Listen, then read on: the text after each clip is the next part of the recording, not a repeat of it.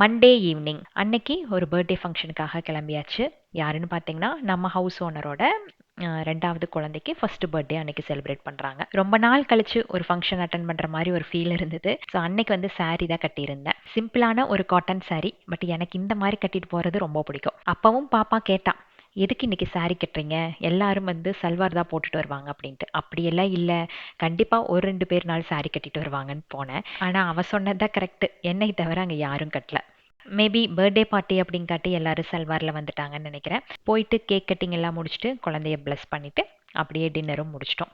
இந்த மித்துக்குட்டி எப்படிப்பட்ட ஸ்வீட் பிரியர் தெரியுங்களா? பூரிக்கு பன்னீர் வச்சு ஊட்டி விட்டார் அவங்க அப்பா, சாப்பிட மாட்டேன்ட்டான். அதுவே பக்கத்தில் ரசகுல்லா இருந்தது. ஸோ அந்த பீஸில் கொஞ்சம் எடுத்து பூரிக்கு நடுவில் வச்சு ஊட்டி விடங்காட்டி சாப்பிட்டான்.